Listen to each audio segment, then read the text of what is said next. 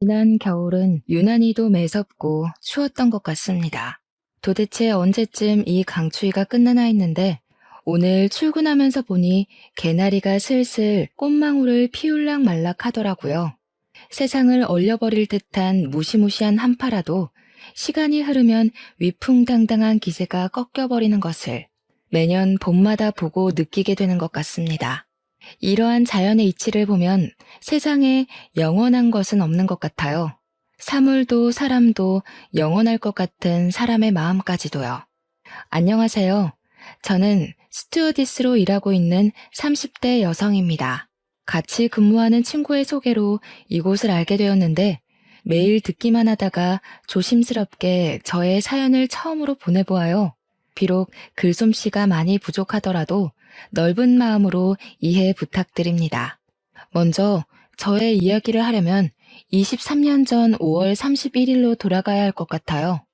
5월 31일은 바로 제 생일입니다. 다른 사람들은 생일이라면 좋은 기억들이 가득하겠지만 저의 생일은 그렇지 않아요. 23년 전 저의 8번째 생일을 축하하기 위해 부모님과 우리 세 식구는 근처 고깃집에서 외식했습니다. 그날 고깃집에서 고기도 먹고 제가 좋아하는 초코 케이크에 촛불을 붙이고 생일 축하 노래도 불렀어요. 옆 테이블에 계시던 다른 손님들도 저의 생일을 축하해 주셨고 저는 아주 많이 행복해하며 배불리 식사를 마치고 고깃집에서 나왔는데 그 뒤로는 저의 기억이 없습니다.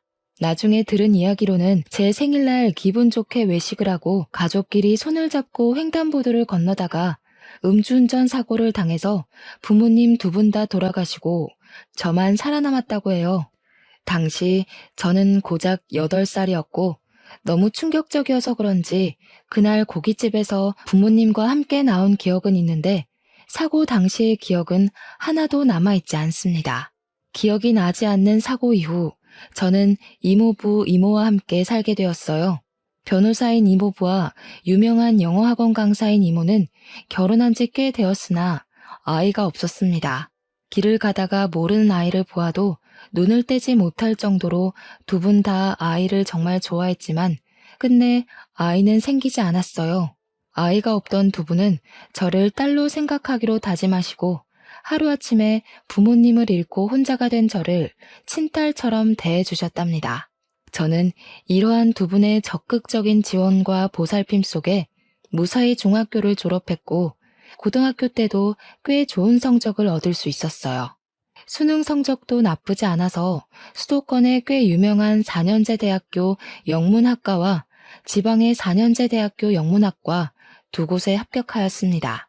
수도권 영문학과는 꽤 좋은 학교이지만 학비가 비싸기로 유명한 곳이었고 지방의 대학교는 4년 전액 장학금을 받고 입학할 수 있었어요.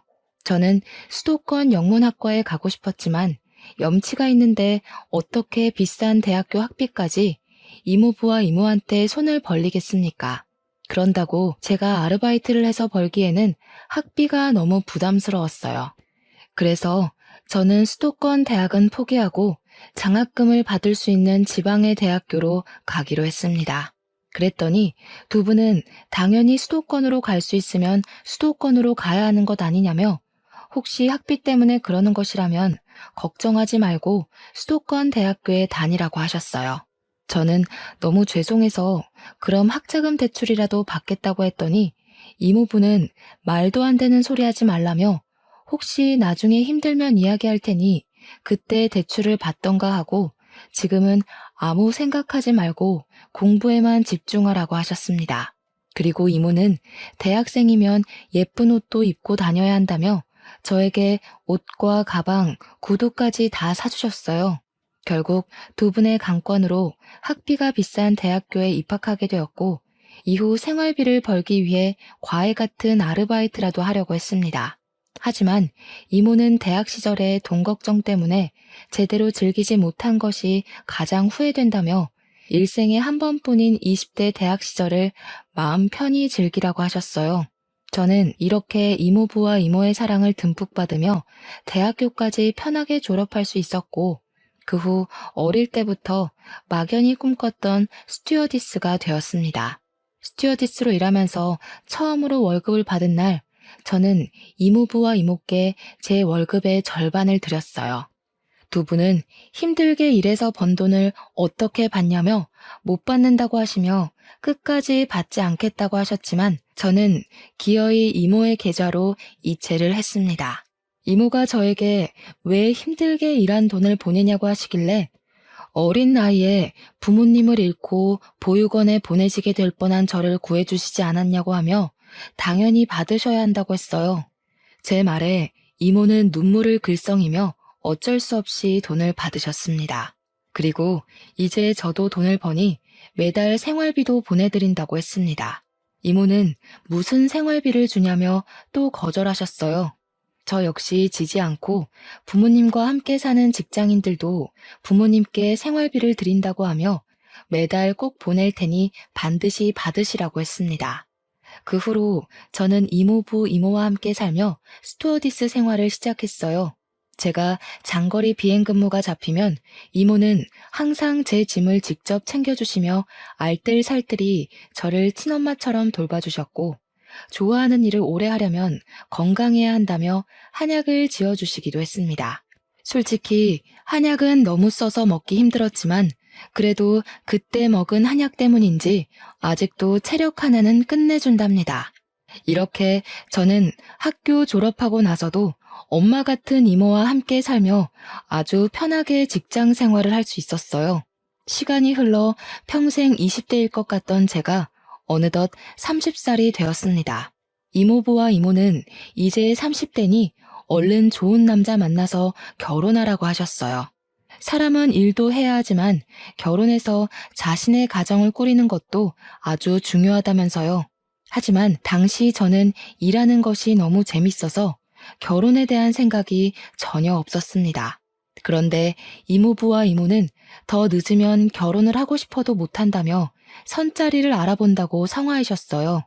하지만 저는 자만추, 자연스러운 만남을 추구하는 사람으로 선이나 소개팅으로 사람을 만나는 것을 선호하지 않았습니다. 그래서 저는 이모에게 저는 제가 알아서 찾아볼 테니 걱정하시지 마시라고 했지만 이모는 매일 저만 보면 남자 사진을 보여주시며 이 사람 만나보라고 난리였어요. 그렇게 이모의 시름이 깊어져만 가던 어느 날이었습니다.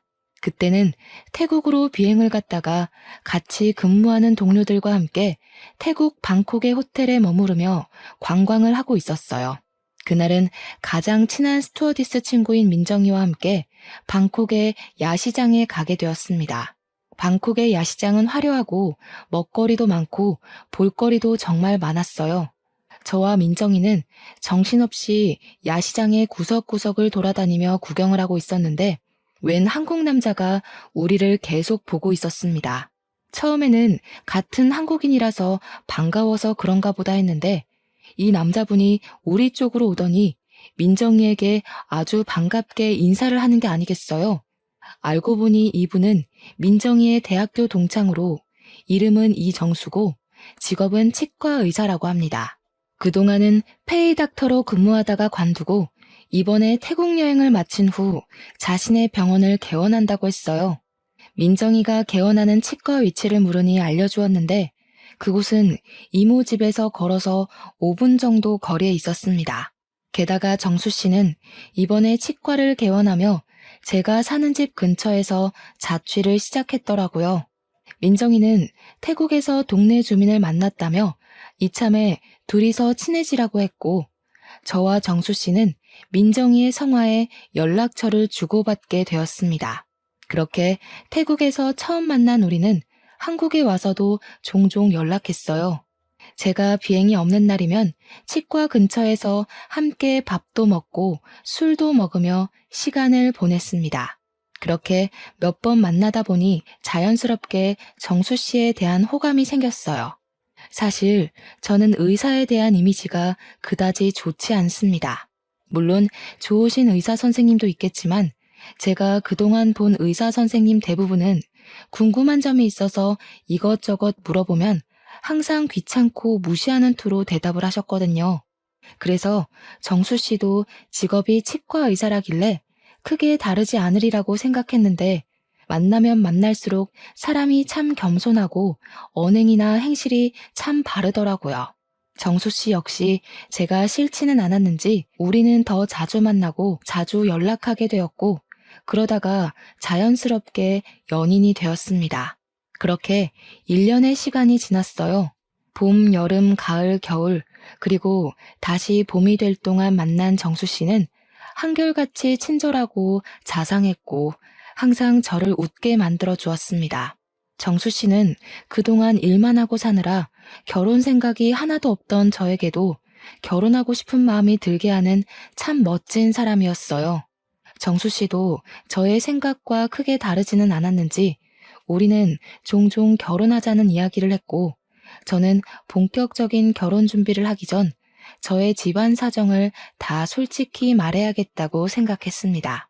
평소처럼 제가 비행이 없던 날, 동네 밥집에서 함께 밥을 먹고 간단히 맥주를 마시기 위해 호프집을 갔어요. 그곳에서 저의 어린 시절 부모님을 잃은 일부터 지금은 이모부, 이모와 함께 사는 것까지 다 이야기를 했습니다. 막상 저의 이야기를 하니 속이 후련하기도 하면서 어떻게 저를 생각할까 긴장도 되고 떨리더라고요. 정수 씨는 저의 이야기를 다 듣고 제 손을 꼭 잡더니 그동안 참 힘들었겠다고 하며 결혼하면 이모부, 이모는 자신의 부모님처럼 잘 모시겠다고 했습니다. 그러면서 정수 씨도 본인의 집안 이야기를 꺼냈어요. 정수 씨는 부모님이 다 계시기는 하지만 아버지가 20년 정도 전 5월에 큰 사고가 있으셔서 5월만 되면 우울증에 심하게 걸리신다고 합니다. 제가 혹시 무슨 사고냐고 물어보니 정수 씨가 하도 어릴 때라 잘 기억은 나지 않고 다만 사고 이후에 한동안 집에 안 계셨다고 해요. 정수 씨가 당시 엄마에게 아버지 어디 가셨냐고 물어도 가르쳐 주지 않으셔서 지금까지도 정수 씨는 당시 아버지가 무슨 사고를 겪었는지, 그때 왜 없으셨는지 전혀 모른다고 합니다. 그러다가 정수 씨가 중학교 정도 되었을 때 아버지가 다시 오셨는데 아버지가 많이 야위어지시고 몸이 많이 안 좋아졌다고 해요. 그 뒤로 아버지는 친형, 즉 정수 씨의 큰아버지가 운영하는 회사에서 함께 일하고 있는데 건강상의 문제로 한 달에 절반만 출근하셔서 돈을 많이 벌지는 못한다고 합니다. 이렇게 아버지가 가장의 역할을 하시지 못할 동안 정수 씨의 어머니는 아들을 먹여 살리기 위해 온갖 일을 다 하셨다고 해요. 처음에는 아는 분 밑에서 식당 일을 하셨다가 지금은 고급 식당을 운영하고 계시는데 한 달에 순이익이 500만 원 정도 나온다고 합니다. 제가 정수 씨에게 어머니가 참 멋지신 분이라고 하자 정수 씨는 엄마가 대단하시기는 하지만 온갖 모진 일을 다 겪으셔서 좋게 말하면 강인하시고 나쁘게 말하면 많이 드세고 억세지셨다고 말했어요. 그래서 만나게 되면 놀랄 부분도 있겠지만 정수 씨가 잘 막을 테니 자신을 믿고 조금만 이해해달라고 했습니다. 저는 저만큼이나 힘든 가정에서 살아온 정수 씨를 보며 더 깊은 호감을 느끼게 되었고, 정수 씨 역시 이런 가정 형편에서 자란 저라도 싫지는 않았는지 하루라도 빨리 각 가정에 정식으로 인사드리기로 했어요. 그날 밤 제가 결혼할 사람이 있다고 이모부와 이모한테 말씀드리자 드디어 남자친구가 생겼냐며 당장 주말에 초대하라고 하셨습니다. 그래서 먼저 정수 씨, 이제는 예비 남편이 저의 집에 오게 되었어요. 이모는 옛날에는 사위가 오면 씨암탉을 잡았다고 하시며 평소에는 잘해주지도 않는 닭백숙에 굴비에 전복까지 아주 거하게 한상을 차리셨습니다. 제가 힘드시니 이렇게까지 하지 말라고 해도 이모는 처음으로 결혼하고 싶다며 데려오고 온 남자인데 당연히 이 정도는 해야 하는 거 아니냐고 하셨어요. 예비 남편은 집에 와서 이모가 차려준 밥상을 보며 이런 밥상은 생전 처음 받아본다며 밥을 2공기나 싹싹 비웠고, 복스럽게 밥을 먹는 예비 남편을 보는 이모부와 이모는 아주 많이 흡족해 하셨습니다.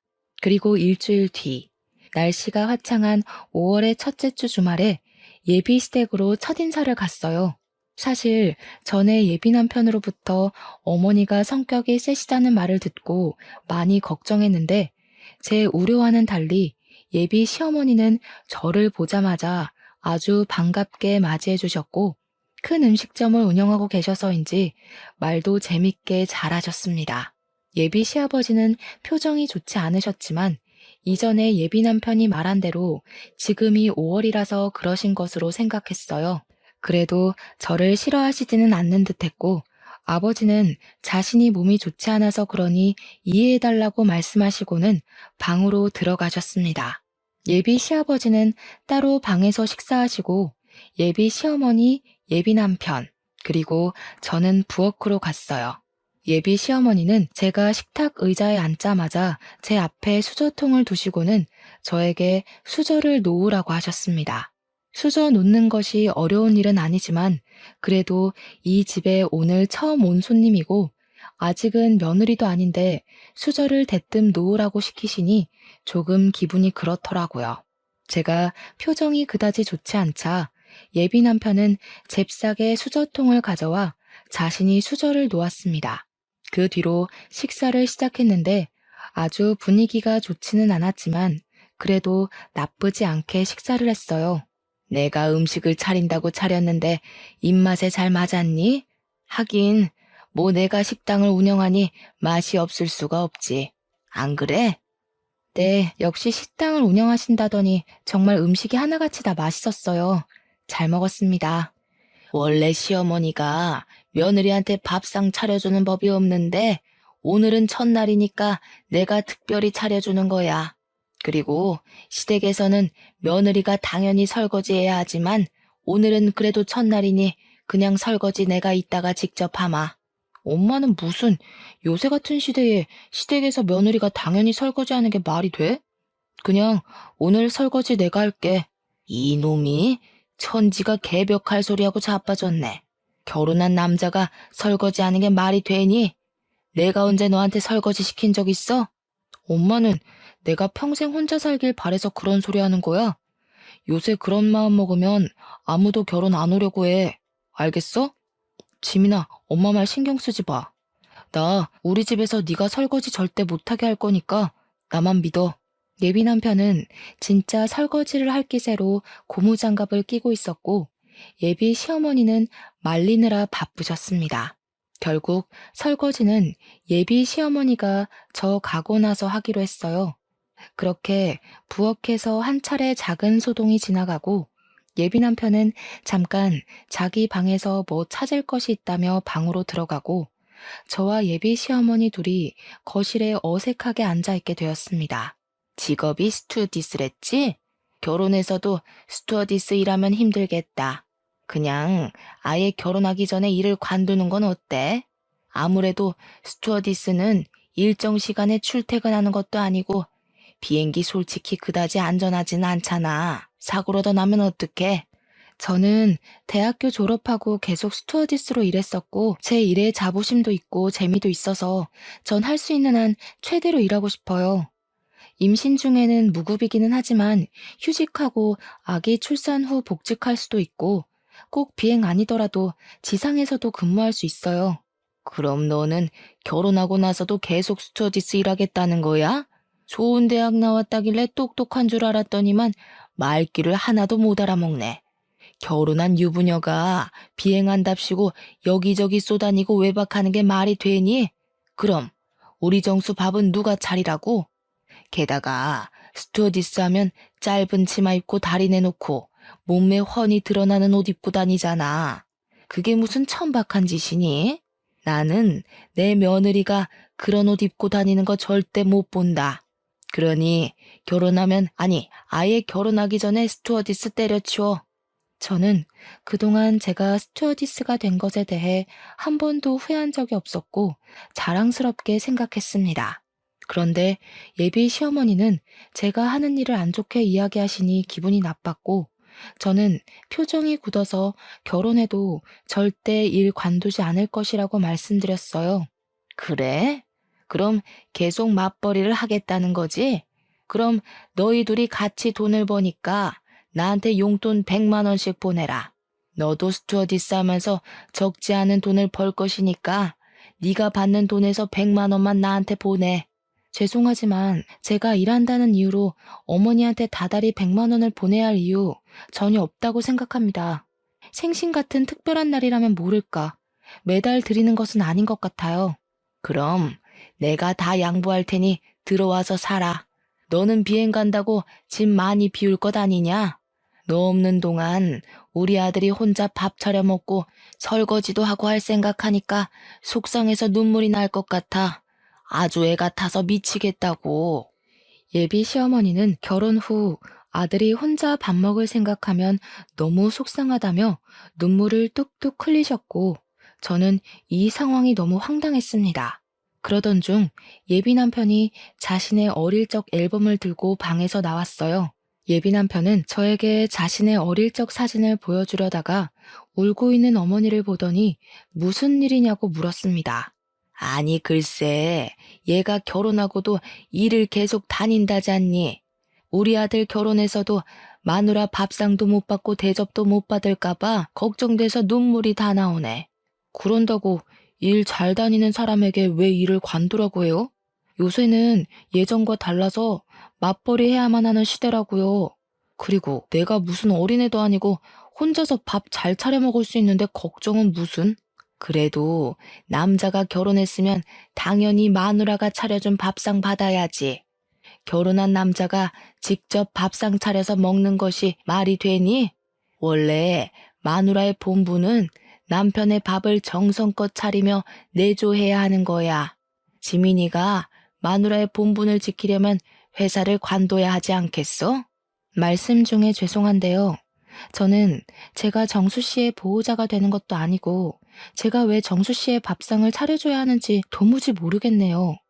물론 제가 일을 하고 있지 않으면 회사에서 일하는 남편을 위해 정성껏 밥상을 차려줄 수도 있죠. 또 일한다고 해도 제가 먼저 퇴근하거나 집에 있으면 당연히 밥상을 차릴 것이지만 제가 정수 씨의 밥을 차리라는 이유로 잘 다니고 있는 직장을 관두라는 것은 도무지 이해가 가지 않네요. 일도 못 관두고 합가도 못 하겠다 이거지? 그러면 결혼하지 마. 너희 둘 결혼 절대 허락 못 해. 그리고 너는 어른이 말하면 그냥 네 할 것이지 두 눈 똑바로 뜨고 꼬박꼬박 말대꾸하는 거 보면 인성이 아주 글러먹었어.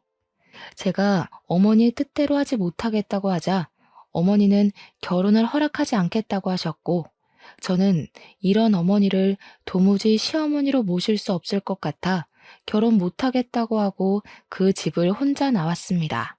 예비 남편은 제가 나가자마자 바로 따라 나서며 저를 붙잡았어요. 저는 예비 남편에게 어머니의 요구 단 하나도 들어드릴 수 없을 것 같아서 우리 헤어져야겠다고 했습니다. 그러자 예비 남편은 길거리에서 무릎까지 꿇으며 빌었어요. 물론 예비 남편은 정말 좋은 사람이었으나 사실 결혼이 당사자끼리만 좋다고 무작정 할 수 있는 것은 아니잖아요. 그래서 마음이 아프지만 울먹이며 매달리는 예비 남편을 뒤로하고 집으로 돌아갔습니다. 집에 오니 이모와 이모부가 오늘 어땠는지 물어보시길래 예비 시어머니에 대해 솔직히 말씀드렸어요. 이모는 아무리 예비 남편이 좋은 사람이라도 시어머니 자리가 그 모양이면 결국 이혼할 수밖에 없다며 힘들겠지만 잘했다고 하셨습니다. 이렇게 저는 예비 남편과 끝이 날 줄 알았어요. 그런데 다음 날부터 예비 남편은 퇴근 후 매일 우리 집에 찾아와 저와 이모, 이모부까지 설득하기 시작했습니다. 죄송하다고 빌기도 하고 원하면 어머니와 연을 끊겠다고까지 했어요. 어머니와 연까지 끊겠다는 예비 남편을 보니 마음이 아프기도 하고 미안하기도 했습니다. 다시 만나볼까도 생각했지만 어머니와 연 끊고 저와 함께 사는 예비 남편을 보면 저 역시 마음이 편치 않을 것 같아 마음을 굳게 먹고 예비 남편에게 연락이 와도 일부러 매몰차게 대했어요. 그렇게 일주일이 지났습니다. 그날은 주말이지만 스케줄이 없어서 모처럼 이모부, 이모와 함께 푹 쉬는 날이었어요. 집에서 쉬고 있는데 모르는 번호로 전화가 와서 받아보니 예비 시어머니가 기니 할 말이 있으니 만나자고 했습니다. 솔직히 만나기 싫었지만 하도 통사정을 하셔서 어쩔 수 없이 근처 카페에서 만나기로 했어요. 예비 시어머니는 저를 보자마자 그때는 정말 미안했고 스튜어디스가 그렇게 멋진 일을 하는지 몰랐다고 했습니다. 그러면서 우리 아들 정수가 지민이 너만을 원하니 결혼시키겠다고 하셨어요. 일도 계속 다니고 합가하자는 말도 하지 않을 테니 그저 둘이 잘 살라고 하셨고 어머니의 사과에 마음이 풀린 저는 예비 남편과 결혼하기로 다시 생각했습니다. 제가 예비 시어머니한테 사과를 받았다고 하니 이모와 이모부 역시 결혼을 반대하지 않으셨고 우리는 바로 상견례 날짜를 잡았어요. 상견례 날 예비 시어머니는 구석에 앉아 아무 말도 하지 않았고 예비 시아버지만 이야기하셨습니다. 사실 이전에 사건들이 있어서 걱정을 많이 했지만 생각보다 분위기는 좋았어요. 이모부는 평소에는 말이 많지 않지만 그날은 저에 대한 칭찬을 엄청 하셨고 저는 너무 쑥스러웠습니다. 그런데 자꾸 이모가 예비 시아버지가 어디선가 많이 뵌 것 같다고 했어요. 예비 시아버지도 이모를 보며 어디선가 뵌 것 같은데 어딘지 모르겠다고 했습니다. 이모부는 아무래도 사돈이 될 운명이라서 서로 알아보는 것 같다며 웃어 보이셨어요. 그렇게 좋은 이야기가 오가다가 우리의 신혼집과 예단에 관한 이야기가 나왔습니다.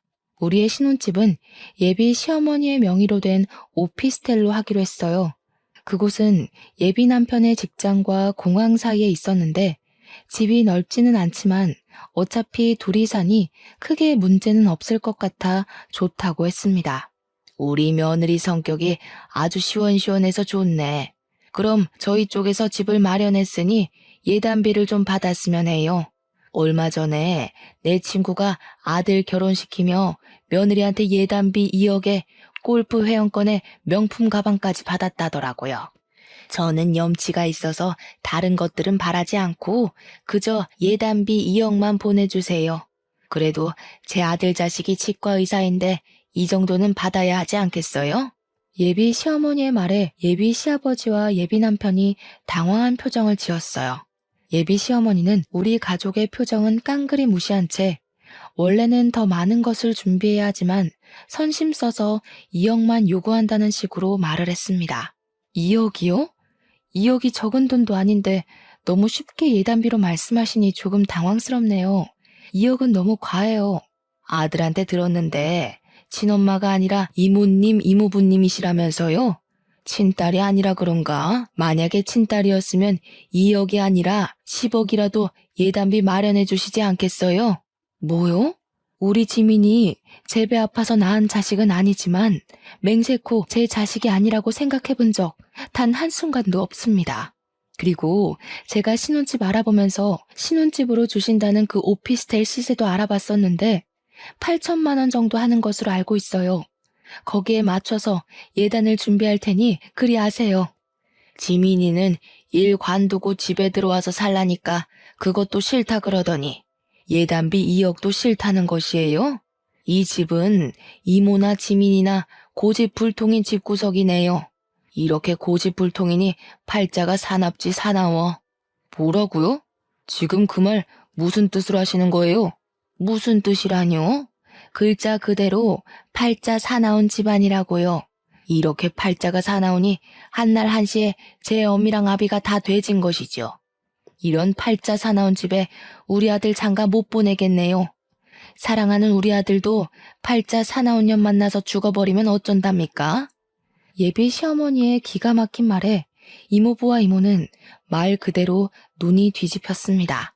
특히 이모가 화가 많이 나셔서 큰 소리로 대판 싸우고 난리가 났고 상견례 자리는 순식간에 싸움터로 변했어요. 예비 남편은 이모부와 이모 그리고 저에게 무릎까지 꿇고 엄마 때문에 죄송하다고 말하며 빌었습니다.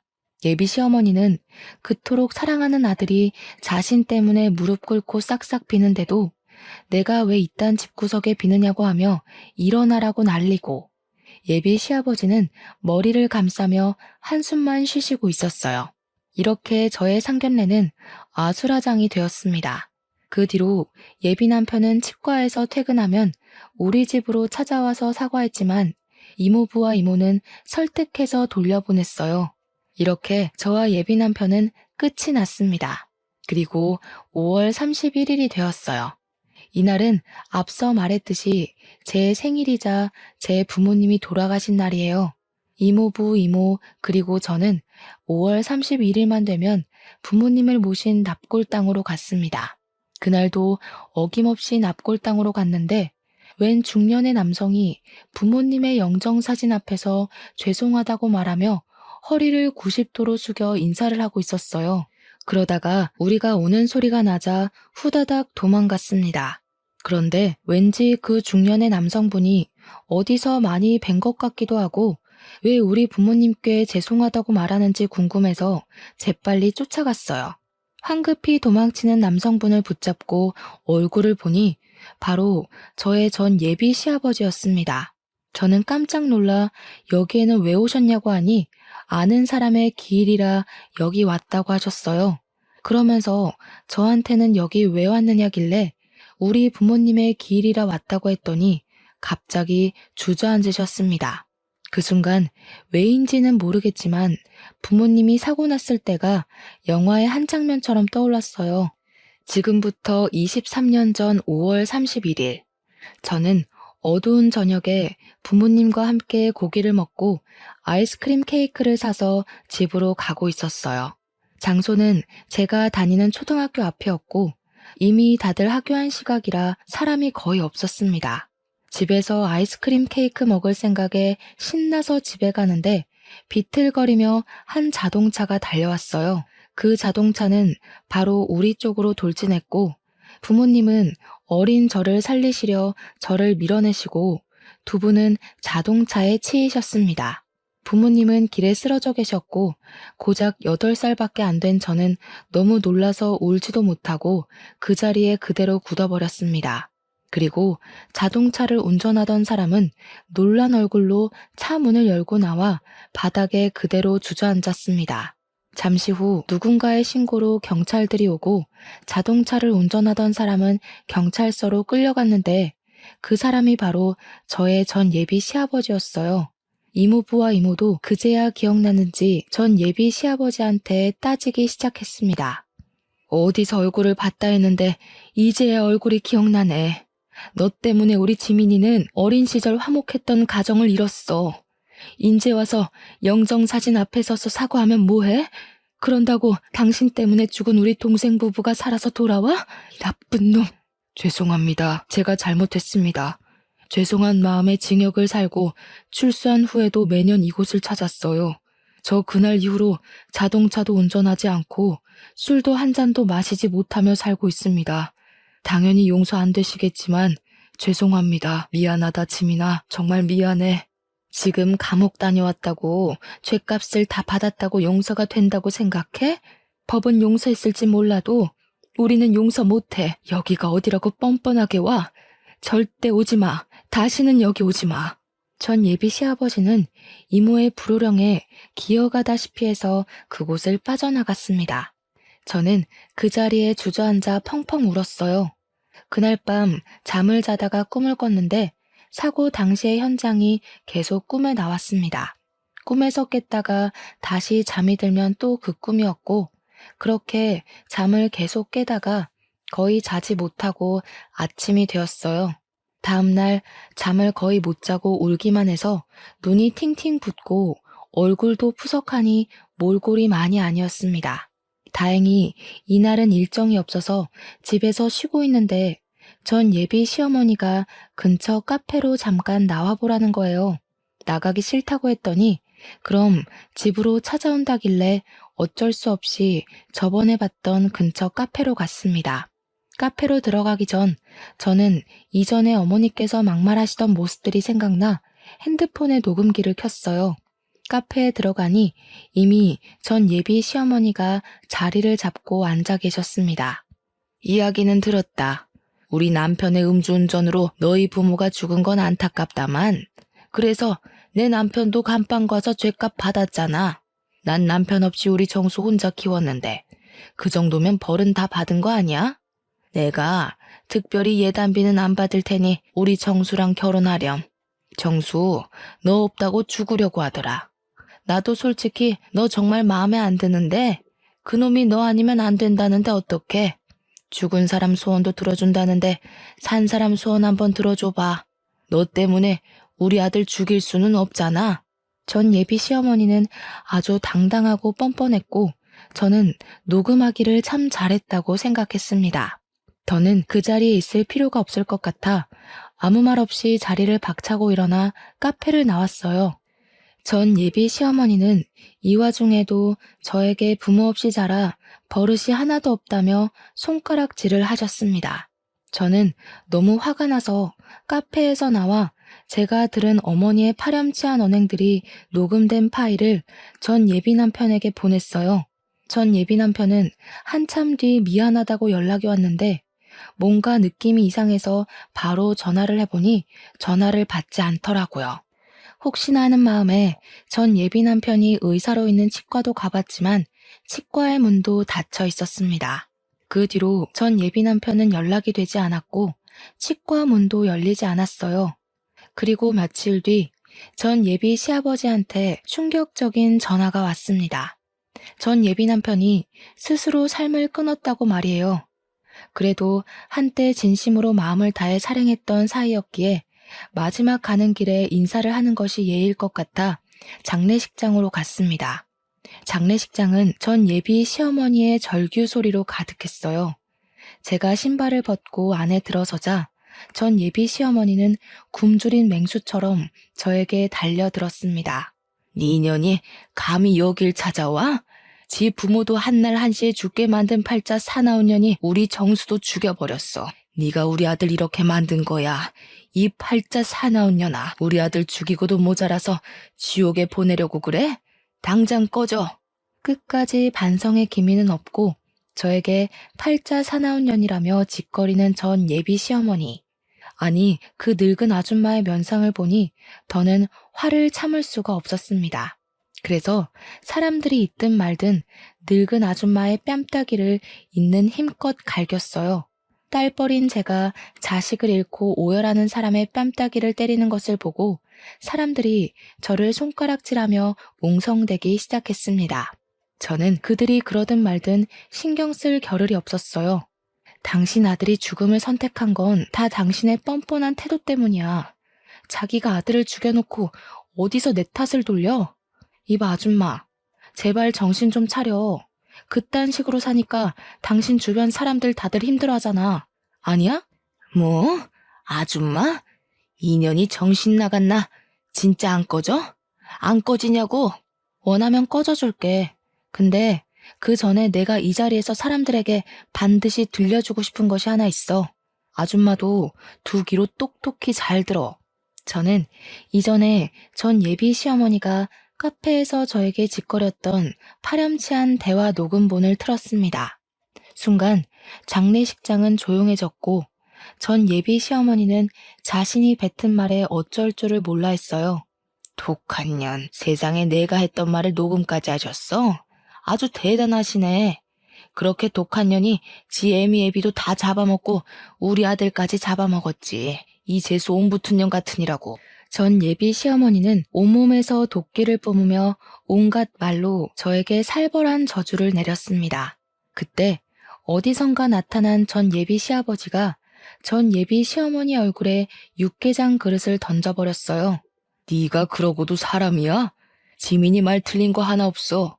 너의 그 뻔뻔하고 아나무인의 성격이 우리 정수 죽게 만든 거라고. 지민이가 아니라 네가 우리 정수를 잡아먹은 거라고. 좀 정신 좀 차리고 사태 파악 좀 하고 살아, 이 무식한 옆에 내야. 나 당신같이 뻔뻔하고 무식한 사람이랑 더는 같이 못 살아. 정수도 이렇게 된 마당에 우리 그냥 갈라서자. 전 예비 시아버지의 말에 주변 사람들은 전 예비 시어머니 얼굴을 보고 수근거리면서 손가락질을 하기 시작했습니다. 어떤 아주머니는 큰 소리로 엄마의 드센 성격 때문에 자기 아들을 죽인 것이라며 떠들기 시작했어요. 사람들의 따가운 눈총을 이기지 못하고 전 예비 시어머니는 얼굴이 시뻘개진 채로 장례식장을 박차고 나가버렸습니다. 장례식장은 더 시끄러워지기 시작했고, 저는 이렇게 제 남편이 될 뻔했던 남자에게 마지막 인사를 하고 나왔어요. 그리고 지금 이 일이 있은 지 1년 정도의 시간이 흘렀습니다. 사실 그동안 너무 힘들었고 잠도 잘 자지 못했어요. 일주일에 한 번씩은 전 예비 남편이 꿈에 나와서 미안하다고 하며 눈물을 흘리며 나타났고, 전 예비 남편의 꿈을 꾼 날은 하늘로 간 그 사람 생각에 온종일 아무 일도 하지 못했습니다. 한동안 저는 웃지 못했고 웃고 싶지도 않았어요. 이모부와 이모는 잠도 못 자고 밥도 잘 못 먹는 저를 걱정하셨고, 이제는 부모님과 전 예비 남편을 놓아주라고 했지만 도무지 그럴 수가 없었습니다. 그런데 어제 꿈에 부모님과 저의 전 예비 남편이 함께 나왔어요.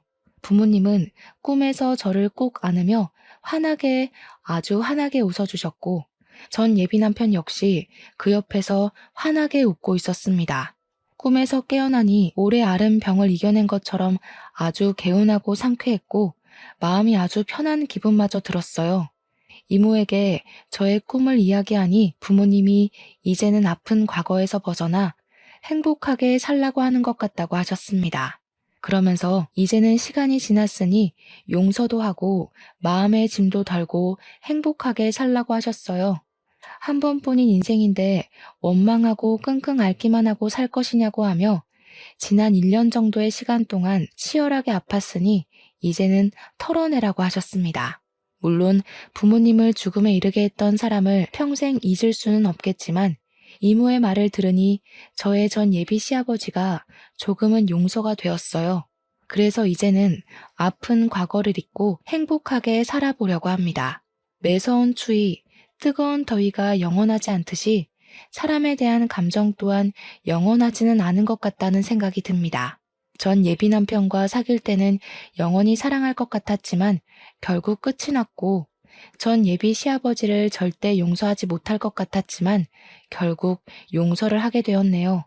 이렇게 되기까지 저는 열병을 앓는 것처럼 죽을 듯이 아팠어도 이모부와 이모의 도움으로 무사히 이겨냈습니다. 그리고 그만큼 내면적으로 더 성장한 것 같아요. 이를 발판으로 앞으로는 더 단단한 사람이 되어 먼 훗날 하늘에서 우리 부모님을 만났을 때 자랑스러운 딸이라고 칭찬받고 싶네요. 그리고 마지막으로 결국엔 좋지 않게 끝났지만 진심으로 저를 진심으로 사랑해줬던 저의 전 예비 남편 정수 씨가 하늘에서는 부디 모든 짐을 다 내려놓고 행복하게만 살기를 진심으로 바랍니다. 다음 생이라는 것이 존재한다면 그때 꼭 다시 만나 이번에 못 이룬 사랑을 이뤄보고 싶네요. 여기까지가 저의 이야기입니다. 저는 결국 사랑을 이루지 못했지만 저의 사연을 듣는 모든 분들은 원하시는 사랑, 일 모두 다 이루시고 행복하게 사시기를 바래요. 지금까지 들어주셔서 감사합니다.